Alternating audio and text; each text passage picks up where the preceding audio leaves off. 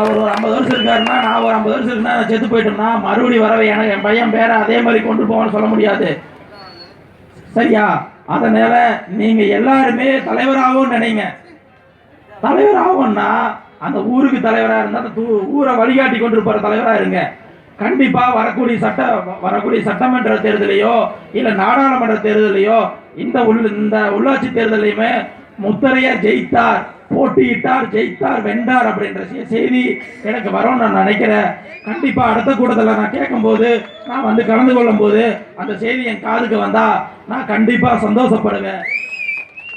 கண்டிப்பா இப்பொழுது மாநில, அதாவது பார்த்தீங்கன்னா நான் 1,00,000 பேர் திரட்டி 25 வயசுல இப்படையில மாநாட்டை போட்டேன். 1,00,000 பேர், லட்சக்கணக்கானவர் திரண்டு வந்து மாநாடு போட்டேன். அதை கடந்து வந்து பரமத்தி வேலூர்ல மாநாடு போட்டேன். 1ஆம் ஆண்டுல, 2ஆம் ஆண்டுல, 3ஆம் ஆண்டுல, 4ஆம் ஆண்டுலான்னு பல லட்சம் பேர்ல பல மாவட்டங்களை திரட்டிட்டேன். இப்ப இதே மாதிரி எல்லா மாவட்டம் திரட்டிட்டு வருகிறோம். அண்ணனு திரட்டிட்டு வர நாம ஒன்றிணையணும்.